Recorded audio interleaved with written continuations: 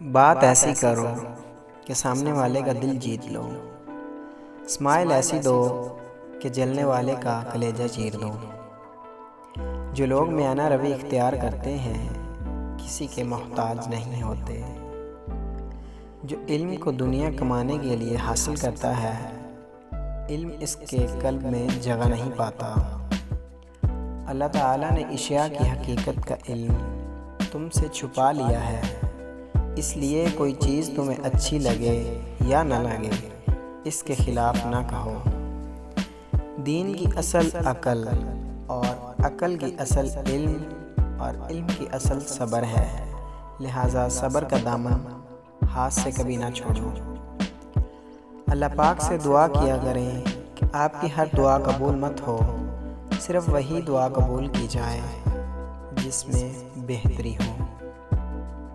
جس کسی نے مجھے ایک لفظ بھی پڑھایا وہ میرا استاد ہے، حضرت علی رضی اللہ تعالیٰ۔ 3 کام کسی کے دل میں آپ کی عزت کو بڑھاتے ہیں: سلام کرنا، کسی کو جگہ دینا، اچھے نام سے پکارنا۔ دولت، رتبہ اور اختیار ملنے سے انسان بدلتا نہیں، اس کا اصل چہرہ سامنے آ جاتا ہے۔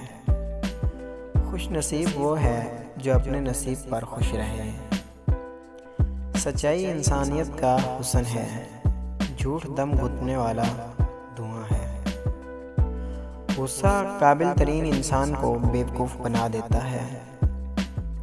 نیک نامی انسان کا زیور ہے، جھوٹ تمام گناہوں کی ماں ہے۔ جو شخص تمہاری باتوں کو غور سے نہ سنے، انہیں سننے کی تکلیف نہ دو۔ سب سے بڑا گناہ وہ ہے جو کرنے والے کی نظر میں چھوٹا ہوتا ہے۔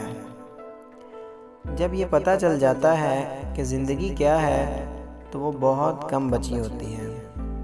جو شخص نصیحت مان لے وہ بعض اوقات نصیحت کرنے والے سے بھی بڑا ہو جاتا ہے۔ انسان کو وہی ملتا ہے جس کی وہ کوشش کرتا ہے۔ اللہ نے موت اور زندگی پیدا کی تاکہ تمہاری آزمائش کرے کہ کون تم میں اچھے کام کرتا ہے، کون برے۔ آج عمل ہے حساب نہیں، کل حساب ہوگا عمل نہیں۔ احسان کی خوبی یہ ہے کہ اسے جتایا نہ جائے، وہ خوشی جو صرف اپنے لیے ہو بیکار ہے۔ مومنوں میں کمال ترین ایمان والا وہ ہے جس کے اخلاق سب سے اچھے ہوں، رسول اللہ صلی اللہ علیہ وسلم۔ بد اخلاق کے اندر محبت نہیں ہوتی، خوش اخلاق کی لوگ بھی عزت کرتے ہیں اور اللہ کے ہاں بھی بہت عزت ہوتی ہے۔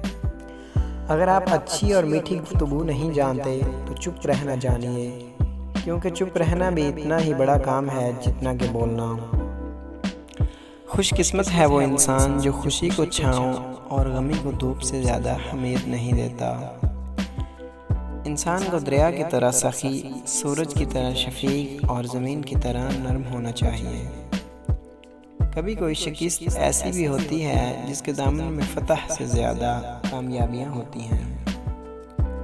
پاؤں بے شک پھسلے مگر زبان نہ پھسلے، کچھ سیکھنا چاہتے ہو تو وقت سے سیکھو۔